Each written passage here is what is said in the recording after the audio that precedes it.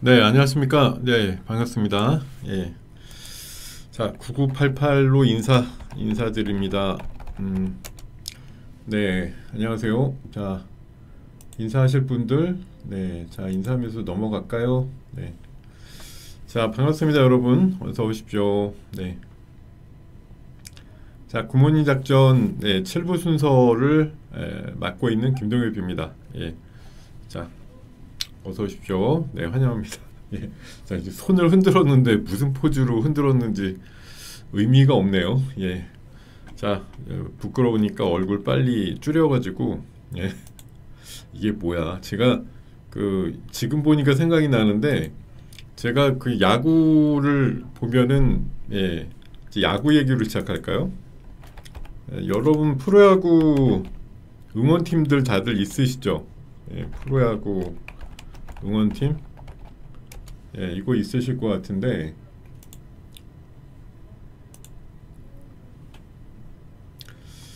네, 프로야구 응원팀이 있으실 텐데 제가 지금 방금 이렇게 막 한 거 보니까 갑자기 생각이 나요. 예, 제가 뭐 생각과는 다르게 예, 하나를 응원하는데 거기 그 선수들이 안타 치고 나가면은 이렇게 예, 동작을 하거든요. 예, 이게 보니까 그 독수리 발톱 같은 느낌으로다가 예, 약간 이제 내가 안타 치고 나갔다 이러면서 이제 저쪽 감독과 선수들 있는 쪽에다가 막 그 글을 올리더라고요. 잠깐만요. 뭐 지금 갑자기 또 가격이 막 변동하는 종목들이 생겼네.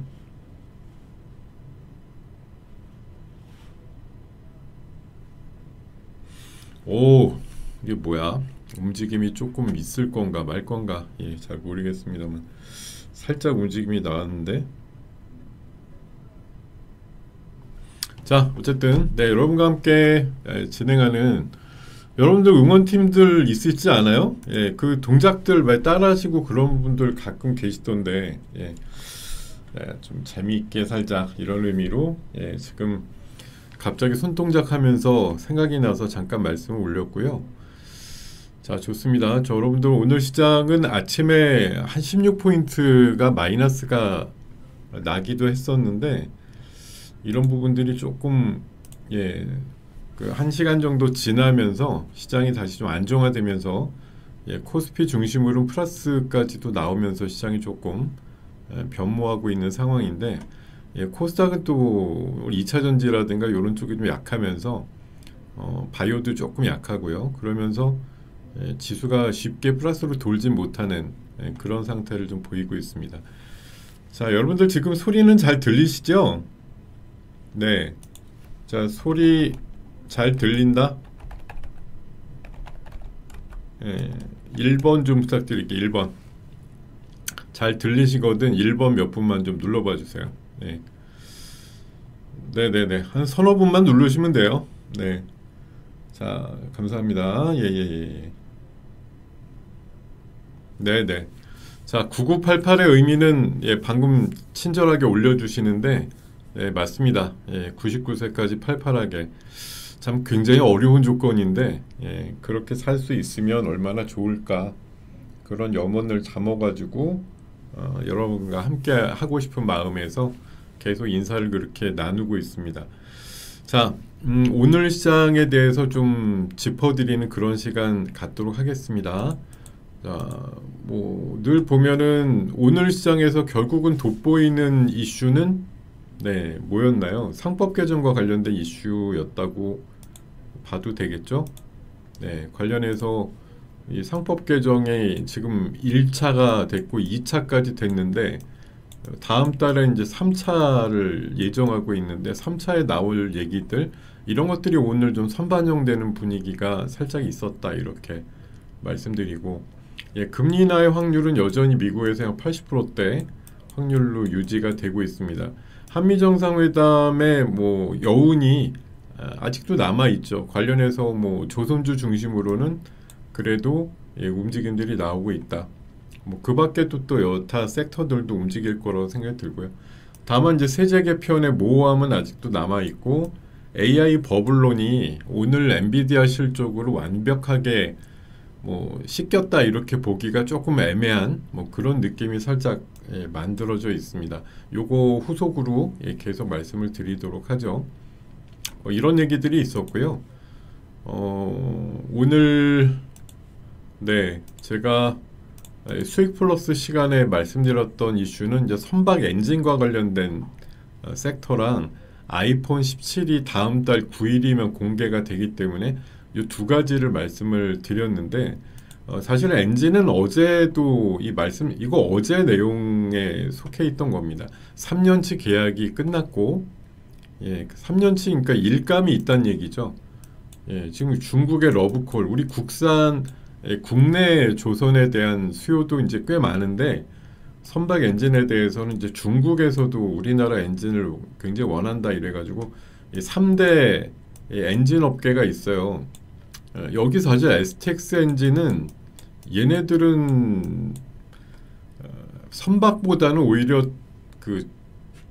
탱크 엔진에 가까운 그런 엔진인데 하여튼 뭐 얘도 오늘 셉니다. 10% 올라가지고 얘가 세요. 오늘 엔진 그런 건. 얘네들은 오늘 좀 약한데 어쨌든 가동률이 뭐 150%, 90%, 104% 이렇게 나올 정도로 거의 풀가동이 되고 있다라는 그런 얘기들을 나오고 있고 그리고 슈퍼사이클 당연히 조선이 들어오면 엔진이야 뭐 같이 붙는 거 아니겠습니까? 그래서 일감 폭주에 따라서 증설에 나설지도 모르겠다 뭐 이런 얘기들 나오면서 어쨌든 엔진과 관련해서는 이게 오늘 뭐 하나 엔진이야 2% 빠진다 그래서 엔진 끝났다야 이렇게 보실 게 아니고요. 엔진은 조선하고 어차피 한 몸이고 사실 핵심이잖아요. 뭐 엔진이 없이 배가 어떻게 나아가겠어요. 그러니까 그런 차원으로 보시면 거기다가 뭐 경쟁하고 있는 중국에서도 우리나라 엔진을 굉장히 찾고 있다는 얘기들 많이 들려오기 때문에 엔진에 대해서 계속 관심을 가지실 필요가 있다라고 생각이 들고요. 그리고 이제 또 하나 말씀드린 게 그래서 오늘 엔진 종목을 말씀드리면서 삼형 엠텍을 말씀드리는 삼형 엠텍은 그래도 오늘 견조합니다. 최근에 변동성도 좋고요. 요게 MBS라고 하는 그 베어링 관련된 제품을 디젤 엔진 같은 데다가 넣는데 세계 점유율이 60% 정도 된다고 해서요. 상당히 좋은 모양을 띠고 있는 나오더라고요. 그래서 오늘도 아까 뭐 마이너스도 됐다가 지금 플러스 한 3, 4% 났다가 움직임들이 부산한데 이게 약간 좀 이름이 엇갈리는 종목이 하나 있어요. 지금 삼형 엠텍이 있고 삼양 캠텍이 있는데 둘 다 괜찮습니다. 이름이 좀 엇비슷해서 말씀을 드리게 됐는데 약간 비슷해요. 느낌이 움직이는 패턴들이나 이런 것들이. 자 그리고 또 한 가지 놀라울 것이다 이렇게 예고를 하면서 애플이 다음 달 9일날 역대 최슬림의 아이폰 17 모델을 공개한다. 지금 아이폰 에어라고 하는 울트라를 대신하는 모델은 뭐 5.5mm라고 합니다. 그래서 S25보다도 더 얇다고 돼 있는데 자 어쨌든 이러면서 오늘 BH 출발이 그렇게 좋았던 건 아니지만 요즘 연속상 상승을 계속 만들어가는 대표적인 종목이고 오늘 덕산은 최근에 이제 이번 주 초까지 좋았거든요. 2, 3일 좋았는데 오늘은 조금 주춤합니다. 도우인시스도 그 강화유리 쪽에서 폴더볼까지 내다보면 쓰임새가 좀 커질 거다 이런 관점에서 오늘 좀 그래도 뭐 비교적 강한 모습들을 보여주고 있습니다. 자 그리고 오늘 제가 전략주로 말씀드렸던 종목이 세진중공업이었어요. 이게 이제 군산항 쪽에 있는 조선소인데 사실 조선 탱크를 중심으로 합니다. 이게 가스선에 들어가는 뭐 그런 특수 탱크 이런 것들을 만드는 회사인데요. 여기 이제 HD 현대중공업의 군산조선소가 또 인근에 있기 때문에 이게 MRO라든가 이런 것들을 하게 되거나 또 기존에 어저께 아시겠지만 현대중공업하고 미포랑 지금 뭐 합병까지 하면서 시너지를 내려고 하는데 세진중공업이 여기 들어가는 가스선에 들어가는 탱크 인도 목표가 27년까지 한 40척에 해당될 만큼 크다고 되어 있어서 이런 것들에 대한 효과가 나오지 않을까 이런 기대를 좀 하고 있었고요. 그래서 제가 오늘 전략주를 말씀드렸는데 제가 여기서 이제 말씀드리고 싶은 거는 뭐 얘가 오늘 좋았다 뭐다 이런 거보다도 오늘 이 종목 같은 경우는 움직임이 뭐 나름대로 지금도 좋은 편이긴 한데 오늘 보면 여기 지금 냉정하게 보면 이거 음봉 나 있거든요. 아까 오히려 1%대까지 밀렸다가 지금 4% 정도이긴 한데 제가 이게 요즘 특징을 보면은 여러분들 그 NXT라고 하는 대체거래소 시장이 있잖아요. 거기에 그 비포 마켓 8시부터 8시 50분 뭐 제가 이제 내일이면 뭐 아침 방송에서 일단 마무리를 짓기 때문에 뭐 저 스스로가 증명할 수 있는 기회가 이제 많지는 않습니다만 오늘 사실 세진중공업 아까 7시 40분 정도쯤 언급을 드리면서 오늘의 전략주라고 말씀드렸을 때 실제 대체거래소 8시 시작할 때 어땠는데요? 예, 출발은 1%였습니다. 13,700원에 출발했는데 순간적으로 10%까지 올랐었어요. 14,800원. 네, 이게 뭐 아침 초반 호가가 이제 호가가 두텁지 않기 때문에 이 재료가 있어라고 어떤 사람들이 필 받으면 생각보다 짜릿하게 올라가는 경우가 있거든요. 얘 같은 순간적으로 아까 1,000원 정도가 시가 이후에 쑥 하고 움직였던 근데 이제 뭐 그러고 나선 보통 14,000원, 2,300원 이렇게 움직였는데 지금 대체거래소 여러분들도 유심히 보면 특징이 있습니다. 아침에 짜릿하게 움직이는데 그 움직임보다 본장이 약해요. 예, 실제 그 KLX 시장에 오면은 이만큼 안 움직입니다, 잘. 예. 그러니까 더 세지는 애들도 가끔 있는데 생각보다 튀질 않아요. 그러니까 맨 처음에 8시 시작할 때 아무래도 뭐 정규장 9시 할 때보다 많은 분들이 동시에 쳐다보는 게 아니다 보니까 왜 미국 선물 같은 경우도 그러잖아요. 뭐 잘 때 선물할 때 그거 몇 계약 아닌데도 뭐 수치가 크게 변하고 이런 경우들이 좀 가끔 있는 것처럼 NXT에서는 이게 재료가 나오면 뭐 심지어는 어떤 때 막 뭐 몇 주 가지고 상한가를 만들 때도 있고요. 그런 변동성들이 있다는 거 좀 참고하셔서 보셔도 좋을 것 같습니다. 자, 이런 얘기들 전해드리면서 다시 내용으로 한번 가보겠습니다.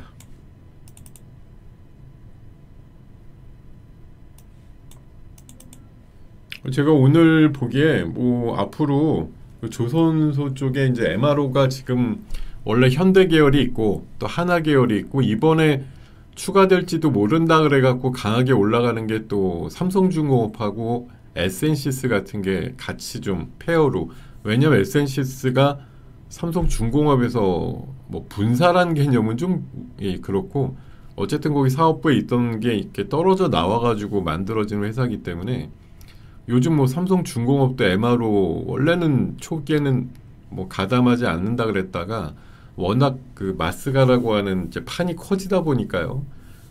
삼성중공업도 모른다 이제 이런 얘기들이 나오곤 있는데 어쨌든 뭐 그렇게 좀 페어로 해가지고 올라가는 그런 경우들이 가끔 있다. 그리고 또 이제 중소기업 쪽에서는 뭐 세진도 좋지만 사실 그동안 관련해서는 그 HJ중공업, 한진중공업이 또 흐름들이 좋았죠. 오늘 또 모처럼 같이 약간 그 중소형 조선 관련된 종목들도 움직임들이 잘 나오고 있는 것 같습니다. 이런 얘기 드리고요. 어제 제가 이거 캐대언의 열풍을 가지고 앱코 어떻게 될 건가요? 이렇게 한번 여쭤봤었는데 결국은 상한가를 말고 끝났죠. 뭐 그렇게 늦게 만 것도 아니고 좀 일찍 말았습니다. 점심때쯤 지나서 말고 나서 그냥 안 나오고 끝났는데 오늘 제가 그래서 어저께 이거에 상한가 친다라는 전제로 보면 오늘 오른다. 두 자릿수 한 5에서 10% 정도 나올 수 있다라고 말씀드렸는데 결국은 어저께 상을 갖고 아침에 출발이 9%였습니다. 그래서 11%까지 갔다가 지금은 네, 마이너스 3%인데 네, 어쨌든 어제 뭐 상달 하셨던 분들도 오늘 뭐 최소 5%에서 10% 정도 내에서 매매가 가능했던 종목이에요. 이게 사실 뭐 완전 뭐 도박류처럼 보이지만 지금 시장이라는 데가 어떤 분들은 되게 고차원이라고 얘기하는데 한마디로 보면 완전히 돈 놓고 돈 먹기 시장의 전형입니다. 뭐 완전히 진짜 뭐 그냥 조선주가 갑니다. 이걸 가지고 뭐 제대로 붙었어 이렇게 생각도 드시겠지만 사실 그렇지 않은데 그냥 뭐별 시답지 않은 그런 재료를 가지고 막 생각보다 끌어올리기도 하고 뭐 그런 경우들이 너무 많은 시장이에요. 그러다 보니까 이게 뭐 여전히 당분간 판매가 잘 되고 뭐 품절이 되고 이런 상황들 나오겠지만 뭐 그렇게 계속 끌고 가는 건 아니고 사실 어제 상을 치고 오늘 11%면은 누적으로 이틀만 해도 40여 프로가 올라간 거니까요. 모나미 같은 거 뭐 주문이 너무 들어와서 오히려 오늘 얘는 12%가 빠지는데 어저께 그러니까 그저께 상치고 어저께 23%까지 갔으니까 누적해서 보면 55%쯤 오른 거예요. 근데 고점 3,190원에서 지금 한 800원 차이가 납니다. 오늘 현재가만 보면은. 근데 얘네들은 웃기더라고요. 이게 뭐 진짜 보고서 주문이 엄청 들어왔다라는 뉴스가 어제 나왔는데 주문이 들어왔는데 주문창을 막았대요.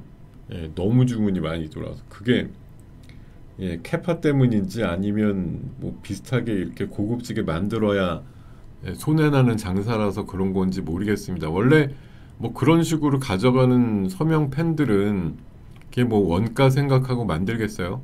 뭐 이익 보려고 만든 건 아닐 거고 당연히 뭐 이번에 퍼터 같은 것도 갖다 선물 주고 이랬던데 뭐 그거 남기면서 그렇게 만들었을 것 같지도 않습니다. 공급하는 계약도. 어쨌든 뭐 그런 주문이 많이 들어왔을 때 야 이것도 뭐 한철이다 이러고서 응해서 뭐 떼돈을 버는 경우도 있겠습니다만 모나미 같은 경우는 뭐 지금이 또 다시 풀렸는지 모르겠지만 어제 저녁 버전으로는 주문이 너무 들어와서 막았다고 할 정도로 어쨌든 주문과 관심은 많이 되는 것 같긴 한데 뭐 실제적으로 글쎄 뭐 이번 이제 3분기에 진짜 지금부터 한 9월까지 해서 뭐 주문이 꽤 들어와서 매출단이 갑자기 늘어났는지 여부는 어차피 한 11월쯤 돼야 또 판단이 드는 거니까 일단은 뭐 이렇게 30-40% 오른 다음에 이것들을 뭐 계속 기대감을 갖고 끌고 가자 이렇게는 안 할 것 같아요. 그냥 일시적으로 30-40% 올랐으면 됐다 이 정도면 좀 충분히 먹었다 이러고서 아마 나오지 않았을까 이런 생각이 듭니다. 자, 오늘 주제는 자사주 소각 의무화 추진이라는 거에 맞춰서 생각을 해볼 필요가 있는데 이거 어저께도 이미 기사화 됐던 거죠. 이번 그 월요일쯤에 상법 2차가 개정된 다음에 다음은 상법 이제 3탄이 있는데 3탄은 뭐냐? 자사주 1년 내에 소각해서 주가를 올려라 뭐 이렇게 얘기 나오는 것처럼 자사주 보유하고 있으면 소각을 의무한다 이렇게 얘기를 하는 것들이 이제 주안점을 둘 것이다라고 봤던 거예요. 그래서 어제 요 페이지는 어제 소개해드렸던 건데 오늘 시장에서 보면은 시장이 아침에 조금 마이너스도 나고 그런 와중에 새롭게 좀 방향성을 틀고 올라온 섹터들이 바로 이제 자사주 다시 한번 어게인 이렇게 돼가지고 자사주 많은 기업들의 움직임들이 아주 광폭하게 움직이는 그런 것들이 있었고요. 그러면서 지금 9월달 뭐 여당 쪽에서 끌고 갈 재료는 자사주 소각이다. 그리고 새 정부 출범 이후에 또 공교롭게 뭐 코드를 맞춰가는 개념에서 자사주 소각이 꽤 많아지고 있다 이런 얘기들도 있었고 금리 인하와 자사주 소각 기대감 때문에 증권주가 장 초반에 강세였다 뭐 이런 얘기들도 나온 바가 있습니다. 자, 이런 얘기들 나오고 있는데요. 결국 오늘 뭐 주안점이 되는 게 지금 대표적으로 대형주 쪽에서 보면은 뭐 자사주 제일 많이 갖고 있는 지주회사 중에 하나가 SK잖아요. 약 25% 가까이 갖고 있는데 8%나 올라서 굉장히 강한 모습 보여주고 있습니다. 여기 제가 네이버 같은데요. 자사주 보유 비중이 많은 회사 이렇게 검색만 하셔도 네, 회사들이 나와요. 뭐 여러분들이 익히 알고 있는 회사들이 떠오르는데 뭐 인포바이는 자사주 비율이 54%, 신영증권 53%, 뭐 이런 식입니다. 아까 부국증권도 상당히 좋았는데 42%나 예, 돼 있고요. 또 이거 외에도 네, 기업들 또 지주회사군으로 한정해 갖고 보게 되면 여기서도 또 돋보이는 회사들이 있죠. 지금 자사주 비율이 이렇게 나와 있는데 SK는 거의 25%에 가까운 자사주 비율이 있고 두산이 또 18% 정도 있습니다. 롯데지주가 제일 많아요. 32% 정도 있죠. 그 외에는 뭐 10%짜리들 몇 개가 있고 뭐 아예 없는 데도 있고 예. 이렇게 좀 구분이 되어 있는데 어쨌든 뭐 자사주를 갖고 있으면서 소각 가능성이 높아지게 된다고 하면 결국은 뭐 24%만큼이 만약 다 소각이 돼버리면 남아있는 주식들에 대한 가치가 자연스럽게 약 25에서 30% 정도 올라가는 네, 그런 셈법이 가능하기 때문에 관련주로서 이제 올라가는 그런 흐름들이 강하게 나오는 것이다 이렇게 봐야 되겠습니다.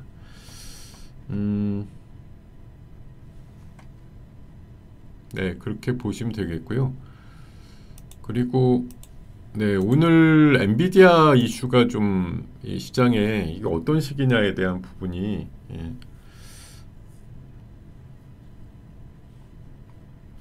이게 지금 예, 대화창에 얘기가 나오는 게 이게 뭐지?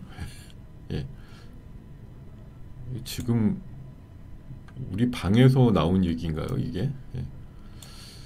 난데없는데 잘 모르겠습니다만 어쨌든 어이구 예, 한국 맥널티가 갑자기 11% 올라가는데요. 예. 하나 마이크로는 다시 한번 강조한 건데 인적 분할 다시 추진 안 한다. 뭐 이 재료로 이렇게 예, 무지막지하게 올라가는 게 또 예, 특이하긴 합니다. 자, 이런 얘기 있었고요. 오늘 엔비디아가 새벽에 실적 발표했는데 뭐 이게 잘했니 못했니 뭐 엄청난 거니 아니니 뭐 다른 게 뭐 중요하겠습니까? 시간에 해서 예, 얘가 올랐냐 안 올랐냐 뭐 그걸 가지고 당연히 그냥 판정을 해버리시고 마는데 아까 뭐 지금은 이제 뭐 미국도 쉬는 시간인데 아침나절까지 그 5시 이후에 시간에서 그 나온 가격들 보면은 엔비디아가 2.68% 마이너스 나고 2.7 정도 예, 내외에서 지금 거래가 되고 있거든요. 예. 그러니까 뭐 물론 여기 보시면은 젠슨왕의 또 이런 컨퍼런스 콜 같은 거에서도 추론형 AI 관련해서 수요가 폭발 중이다. 예, 그리고 중국향 H2 판매가 지금 뭐 되니 많이 뭐 얘기가 많은데 이게 해소가 되면은 3분기에는 한 20억에서 50억 달러 정도의 H20 매출이 더 붙을 것이다. 그리고 블랙엘의 중국 수출 승인을 미국 정부에 계속 요청을 하고 있다. 그리고 향후 5년 동안 약 3, 4조 달러입니다. 3, 4조 원이 아니고 예, 엄청 이게 뭐 1조라고 하면은 예, 1,400조잖아요. 그러니까 뭐 4조라고 하면 뭐 6, 7천조 막 이런 정도 얘기가 되겠죠. AI 인프라 확대가 예상되고 뭐 H100하고 H200 모델은 모두 다 매진이 됐다. 이런 정도로 굉장히 이제 자신감을 예, 보였는데도 예, 주가는 조금 처졌어요. 2% 정도 마이너스 나면서 예, 끝났는데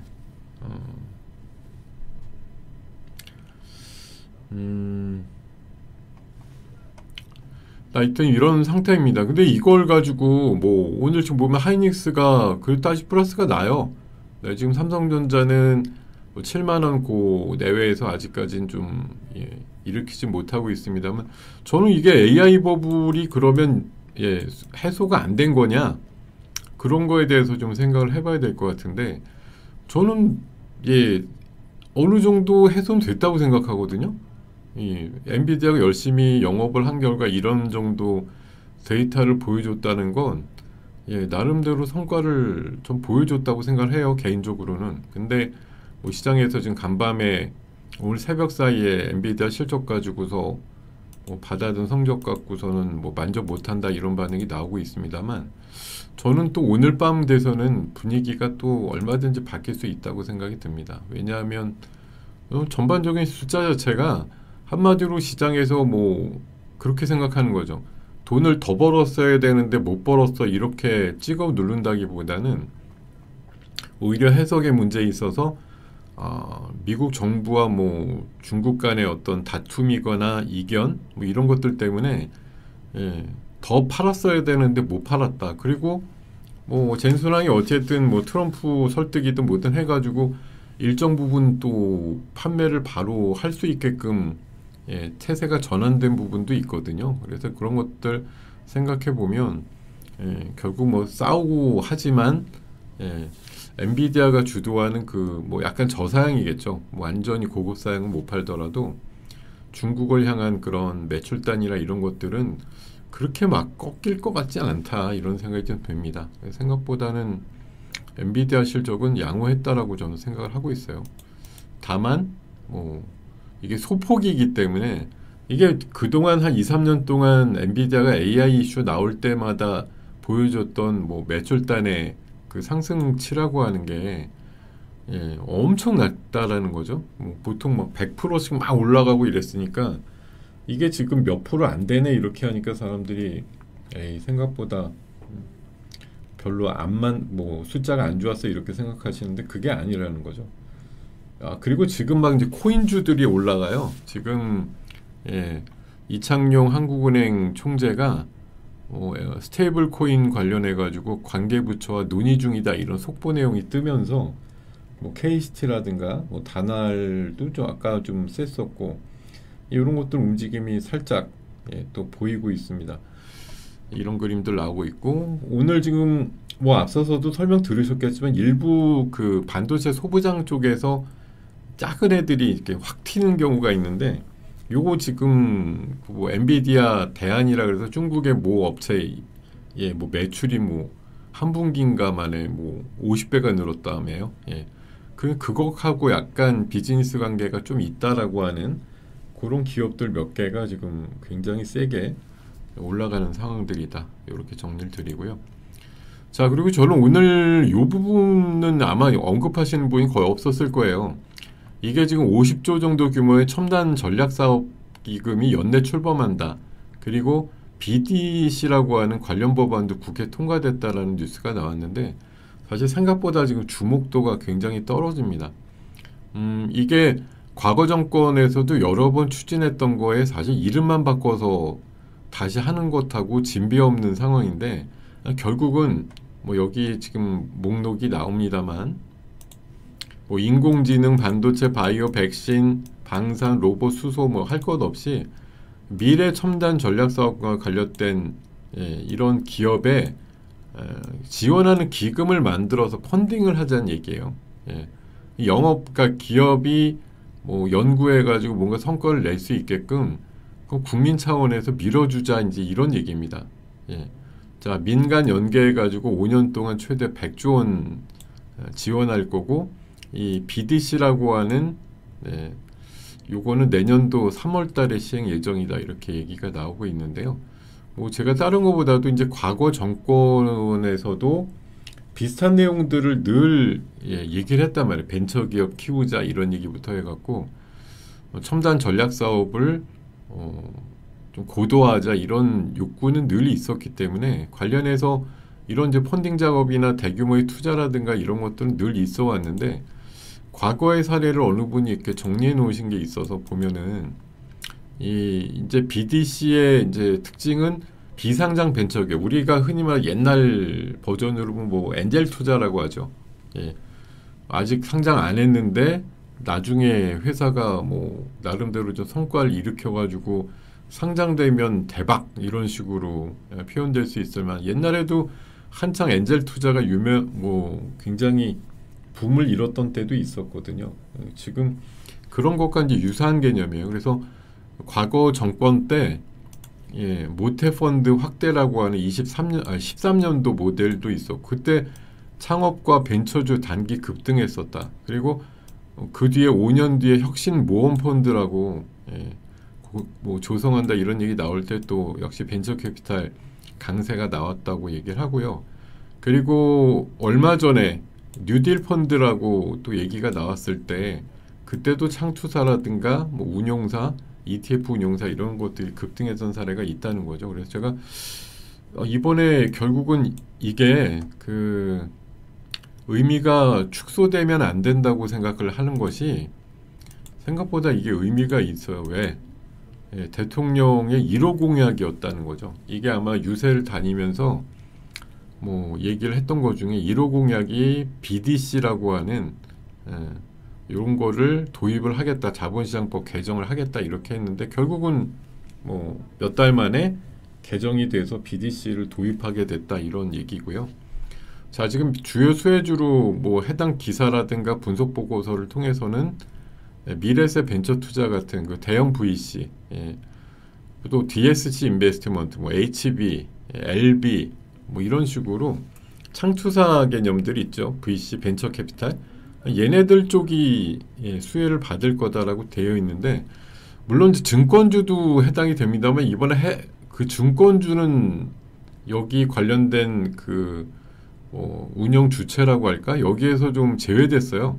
이번에 법안을 읽어보시면 그렇게 되어 있습니다. 그래서 뭐 증권주는 이거 제외됐더라도 오늘 뭐 자사주가 많은 증권주 또는 앞으로 12시간 또 장기적으로는 24시간의 그런 이제 뭐 시장이 열리게 된다고 하는 거 그리고 금리 인하에 대한 또 수혜주 맥락에서 뭐 그거 이 이슈에 딱 해당이 없더라도 올라가는 건 맞는데 어쨌든 벤처 캐피탈의 VC들이 이번 그 BDC라고 하는 법안이 또 들어와 가지고 앞으로 뭐 개인들이 이런 이제 어떻게 보면 공식적으로 우리가 그동안에 보면 그 엔젤 투자 이런 거 하는 게 상당히 번거롭고 잘 모르는 상황에서 하게 돼서 깜깜이 그래서 옛날에 저 아는 분들도 많이 했었는데 보통 막 1억 정도 하시면서 뭐 1,000만 원을 10개 종목에 넣어가지고 해가지고 뭐 한 2, 3년 기다리는데 하나만 터트려지면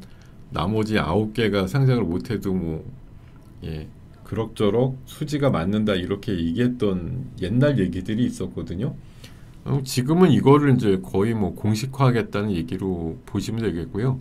조금 더 안전하게 비상장 벤처기업을 투자할 수 있는 기회가 열렸다 이렇게 보시면 될 거예요.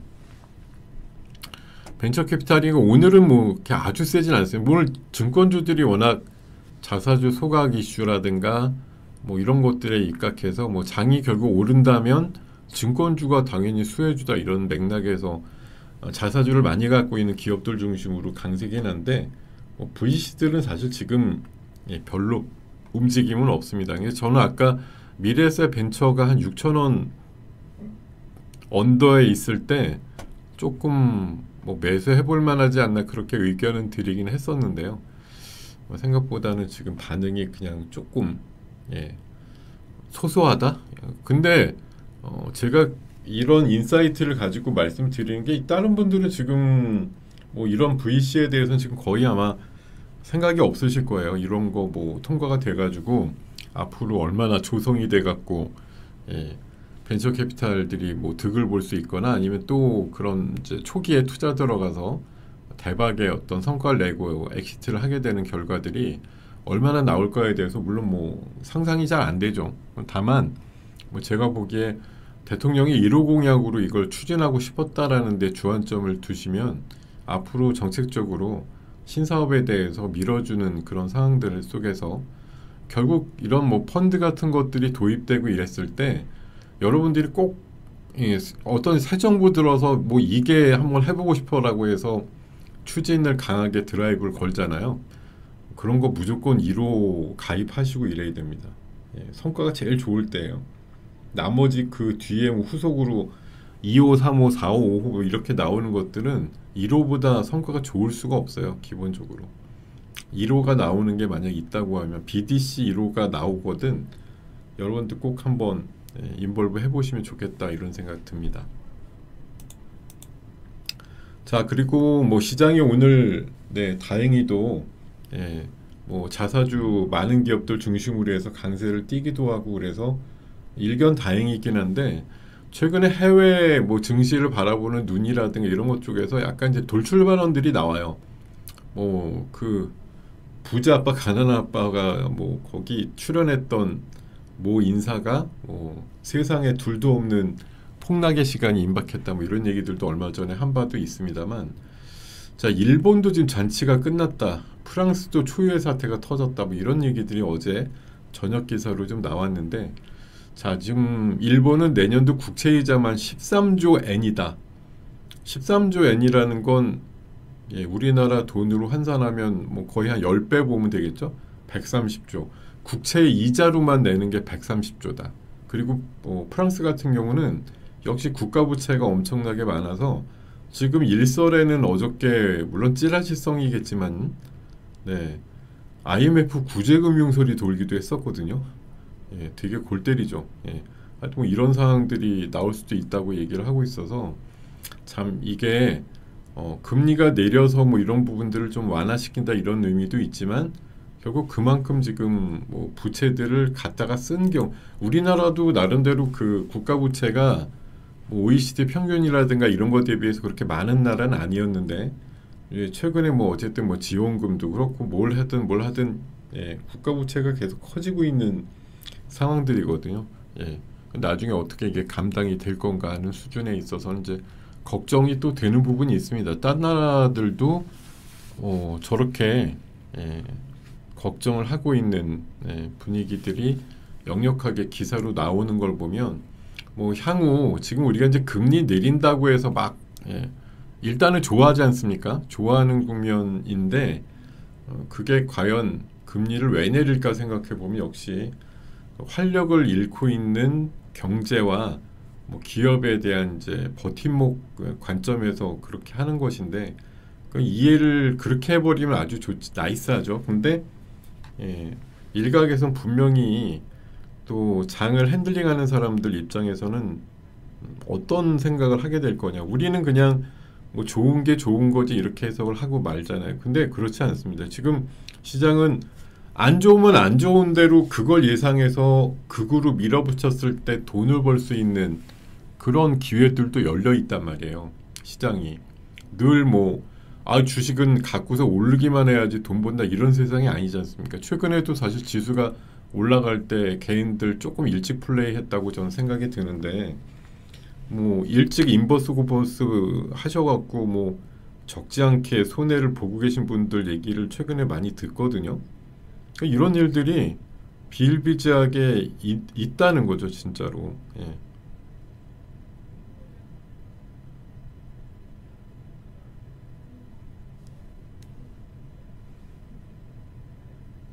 자, 어쨌든 뭐 이런 얘기들도 있으니까요.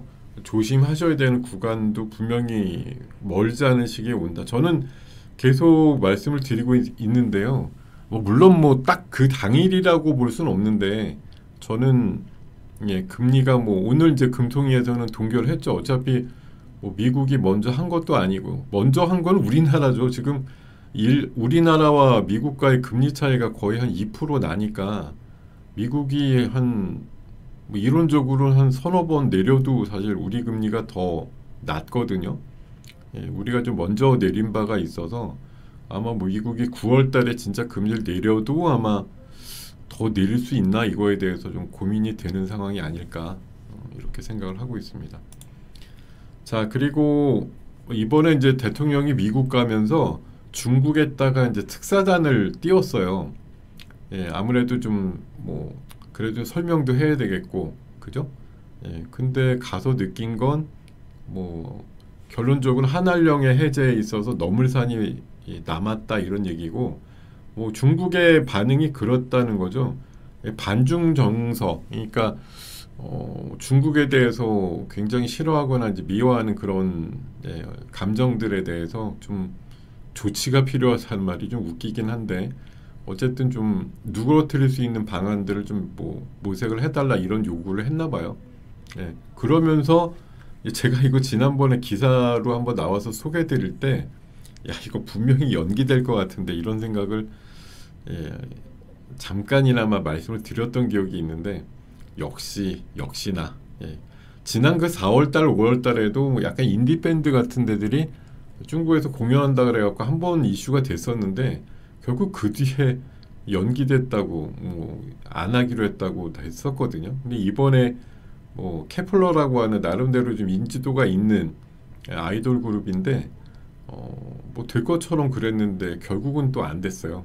예, 그래갖고 뭐 사유를 물어보니 불강력적인 사유라고 얘기하는데 글쎄 뭐가 될지 모르겠지만 어쨌든 뭐 중국에서 계속 간보기식으로 뭔가 뭐 분위기 좋으면 이렇게까지도 해줄 수 있어 이러는데 이번에 뭐 한미 정상회담의 어떤 결과치나 이런 것들 보고 뭐 제가 봐서는 어쨌든 중국 입장에서는 조금 다시 뭐 한국에 대해서 조금 견제 내지는 이런 것들 좀 생각을 해볼 만한 내용들도 일부 있었던 거고 사실 이게 아무것도 아닌 게 뭐 중국 입장에서 보면 어쨌든 뭐 한국이 미국의 그 낙후된 조선을 부흥시켜주겠다고 이제 막 팔을 걷고서 나서는 것 자체가 마음에 안 드는 거죠. 그런 부분들이 약간 견제 어떤 멘트나 이런 것들로 우리나라한테 가끔 도달이 될 수 있음이야 이렇게 생각을 하셔야 되는데 근데 이거 어차피 냉정하게 생각을 해보면 이것들 가지고 중국이 저렇게 막 또 목리를 부려서 뭐 제2의 한한령 이렇게 강화되는 거 아닐까? 이렇게까지 뭐 넘겨짚으실 필요까지는 없을 것 같고요. 다만 지금 뭐 미국이 오히려 조금 강압스럽죠.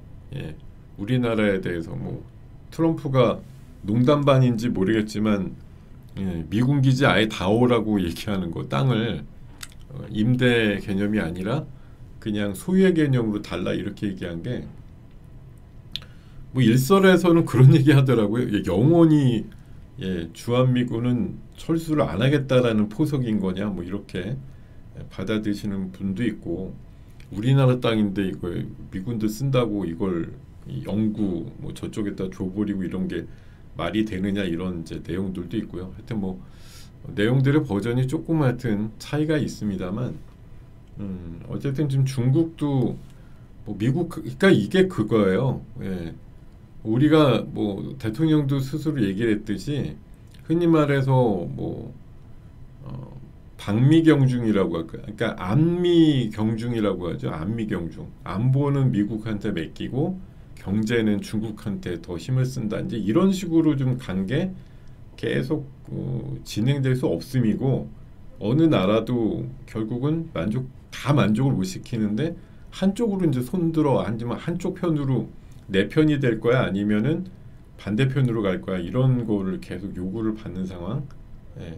자 지금 난데없이 북한에서 무슨 반응 나왔습니까?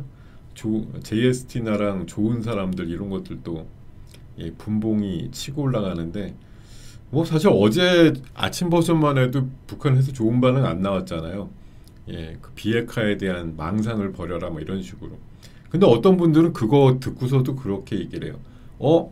굉장히 톤이 절제됐다 이러면서 뭐 대통령을 뭐 싸잡아서 욕하는 식으로 해서 한 게 아니라 굉장히 나름대로 절제 있게 뭐 얘기를 했다 이런 식으로 봐서 계속 두드리면 좀 생각이 바뀌겠다 뭐 이런 생각들 하시는 분도 분명히 계실 거라고 봐요. 저도 뭐 그거에 대해서 지금 어쨌든 미국과 우리나라 미국이 이번 정부 들어서 어쨌든 공통의 목표를 뭐 공유하면서 북한에 대해서 굉장히 얘기들을 우호적으로 많이 끄집어내고 있는데 생각보다 지금 북한의 반응은 뭐 거의 무반응에 가깝고 이제 계속 누적이 되다 보니까 한마디 뭐 김여정 중심으로 얘기가 나오는데 뭐 아직까지는 뭐 냉랭합니다. 근데 이거를 뭐 냉랭하니까 큰일 났어 이런 차원도 아니에요. 사실 어떻게 보면 뭐 계속 명분 쌓기라고 전 생각도 드는데 물론 뭐 이번 정부의 어떤 그 노력이나 이런 것들이 얼마나 닿아서 진짜 상황이 바뀌게 될런지는 저는 알 수는 없습니다만 결국 그래도 계속 두들기고 하면서 우리는 이렇게 애쓰고 있어라는 걸 보여줘야 나중에 북한이 이러고 있는데 난데없이 뭐 미사일 날리고 뭐 이런 거 잘 안 할 거 아니에요. 생각보다. 네, 그러니까 겉으로는 뭐 이게 마음에도 안 들고 이것들 왜 영혼이 없는 예, 우리나라 뭐 그렇다고 바뀔 거 없다 이렇게 계속 힐난을 하고 하지만 그래도 뭐 상대적으로 어떻게 보면 뭐 미사일 2번 쏠 거 1번 쏠 수도 있고 하여튼 뭐 그럴 수 있다고 봐요. 뭐 물론 확성기도 띄었는지 안 띄었는지 잘 구분이 안 됩니다만 우리는 뭐 같이 응수해서 띄었다고 보도한 반면에 또 북한에선 절대 안 그랬다며 부인을 하기도 했었고요. 어쨌든 제가 봐서는 뭐 주안점이 되는 핵심 이슈는 트럼프가 과연 놀라운 행보를 할 거냐의 관점인 것 같아요. 지금 JST나가 막 올라가고 좋은 사람들 올라가고 갑자기 대북주가 움직이는데 뭐 트럼프의 그 말대로 진짜 행동이 옮겨진다. 뭐 회담 끝나고도 어쨌든 연내 북한 뭐 방문 가능성 아니면 적어도 판문점에서의 어떤 조우 이런 거 정도는 그래도 좀 해보려고 하는 의지가 꽤 있어 보인다라는 게 사실이고요. 그래서 지금 시점으로 보면 약 한 2달 정도 남았는데 이게 쉽지 않은 부분입니다만 어쨌든 사실 그걸로 다 우리가 뭐 굉장히 뭐 통일이라든가 이런 거에 대한 감정이 업될 필요도 없어요. 그냥 냉정하게 보면 지금 그냥 정말 안 싸우고 그냥 서로 무관심한 채로 싸우지만 말자 이렇게 해보자는 사람들도 많거든요. 뭐 꼭 합쳐야 맛이냐 이렇게 생각들도 하실 거고 뭐 저희 윗세대 이제 어르신들은 계속 이제 줄어들고 있는데 우리 동년배 이하의 젊은 세대들 뭐 아기 세대로 가게 되면 이거 뭐 남북 그 어떤 나눠진 거에 현실에 대해서 뭐 얼마나 자각을 하겠어요. 사실 그냥 나 태어나 보니까 그냥 원래 딴 나라인데 이렇게 알고 있을 뿐이겠지. 이게 뭐 같은 민족이니까 무조건 합쳐야 된다 이렇게 생각하는 사람들의 비율은 뭐 시간이 가면 갈수록 줄어들 수밖에 없잖아요. 경험을 안 해봤는데 그냥 얼굴색이 같으니까 합쳐야 돼요. 이렇게 잘 생각들을 안 할 거라는 거죠. 예.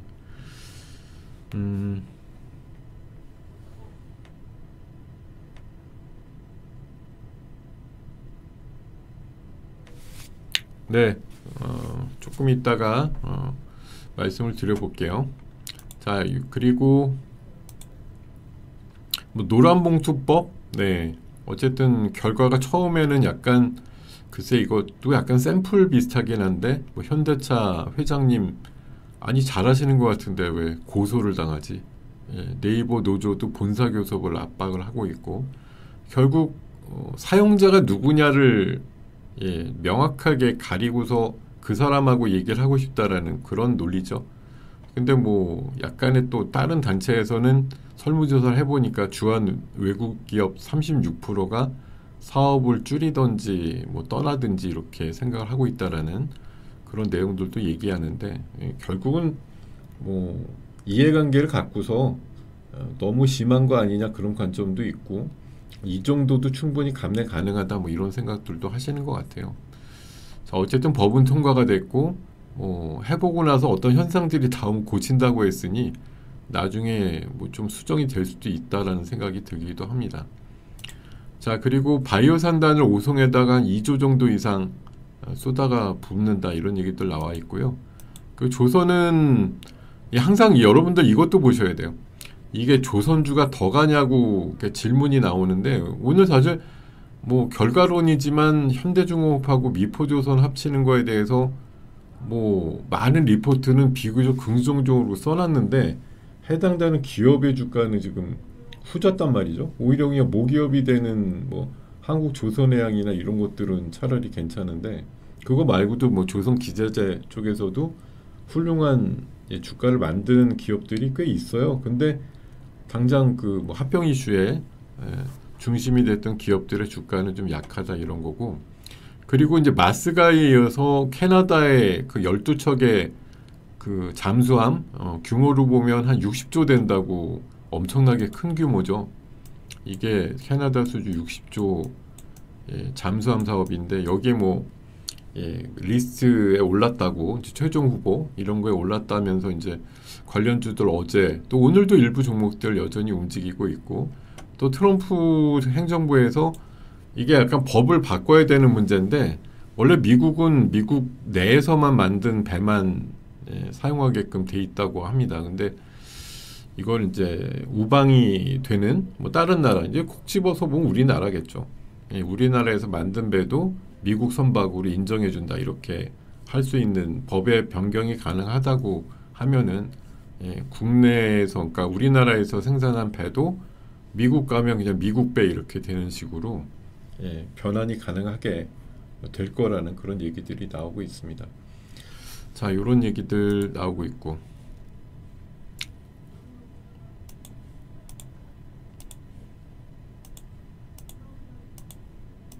네. 자, 그리고 우주 쪽에 대해서도 이제 머스크가 시도했던 뭐 지구궤도 시범 비행이 10번째 만에 결국은 성공을 했다 이런 얘기 나와 있고요. 로봇 그 보스턴 다이내믹스 CEO랑 삼성전기 CEO가 처음으로 좀 만났다 이런 얘기. 삼성전기의 뭐 MLCC라든가 또 카메라 모듈 같은 것들을 이 해당되는 휴머노이드에 붙인다 뭐 이런 얘기들 나와 있습니다. 자, 그리고 오늘 뭐 시장이 물론 한쪽에선 또 움직임이 좋고 제가 노란 봉투법을 옹호하냐고요? 지금 저는 옹호다 못다에 대해서 의견은 없고요. 나온 얘기들을 취합을 해서 말씀을 드리는 것 뿐이에요. 노란 봉투법이라는 기본 취지 자체가 절대 법을 만들 때 기본 취지로 만드는 그 배경이 되는 환경은 제가 봐서 늘 그러니까 이로운 거지 사실 해로운 걸 만들진 않죠. 근데 막상 그걸 적용하는 사람들의 관점들이 다를 뿐이지.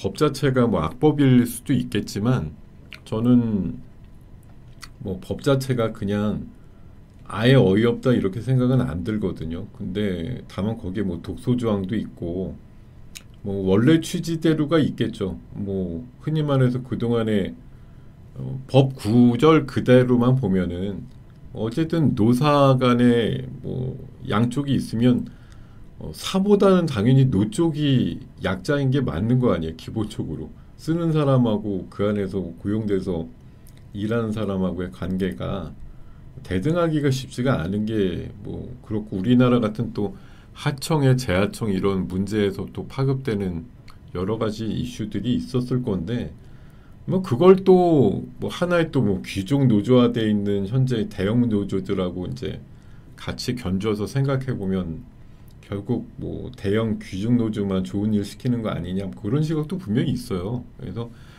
양쪽 다 양비론이라고 하죠.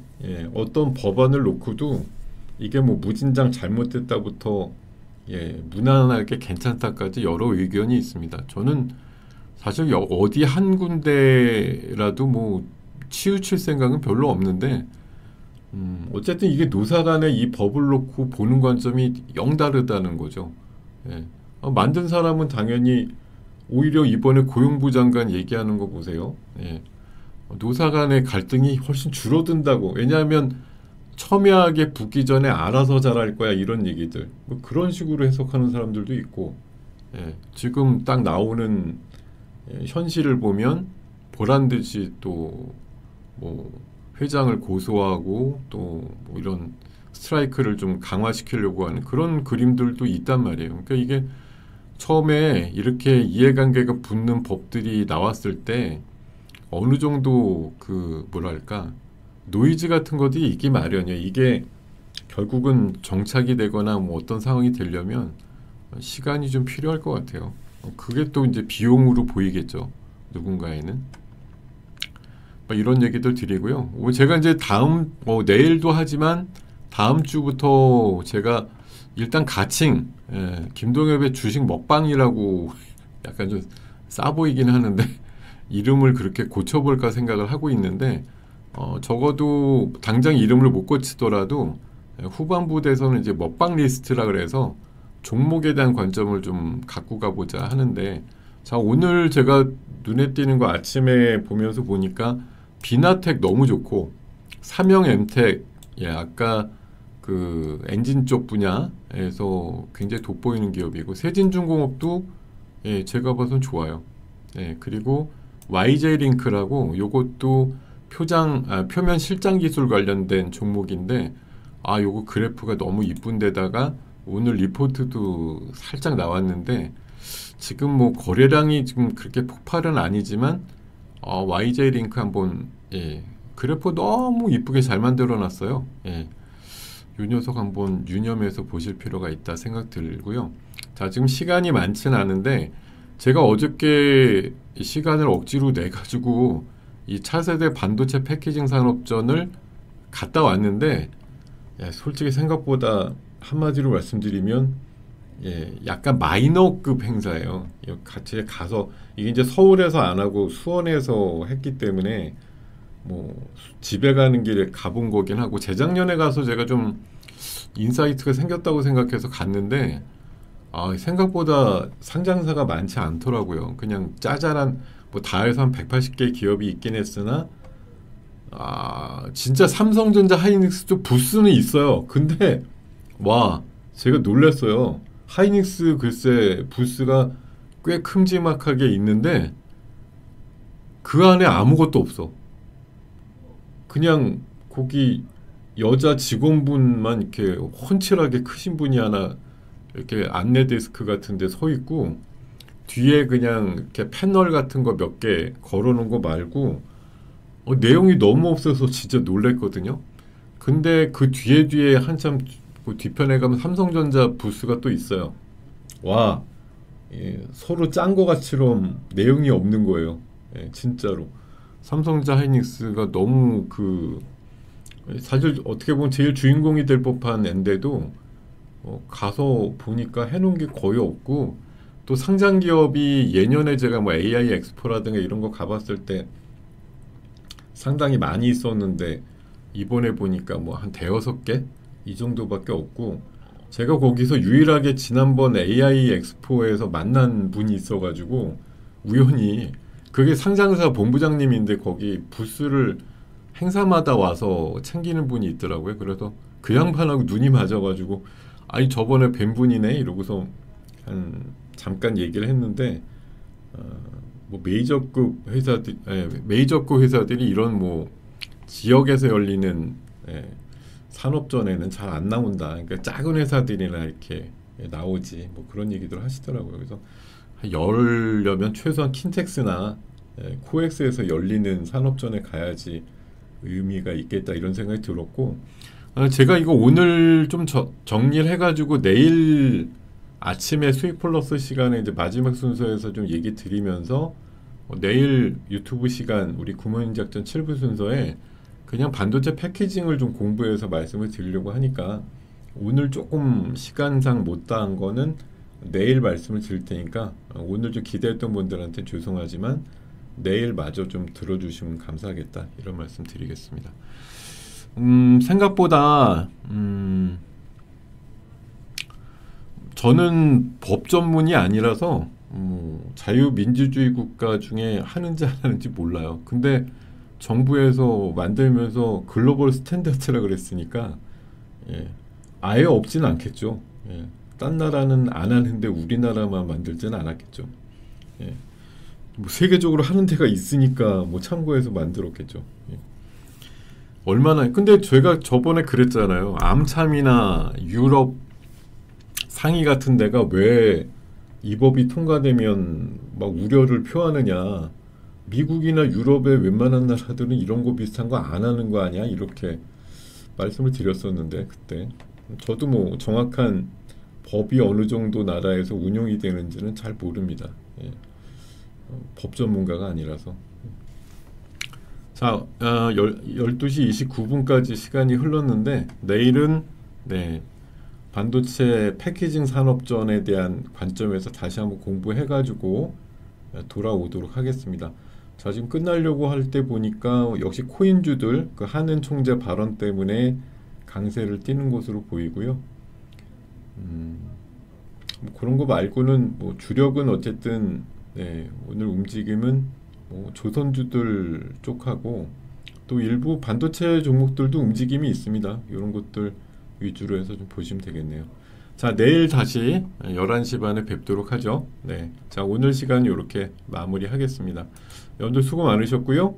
내일 다시 뵙겠습니다. 고맙습니다.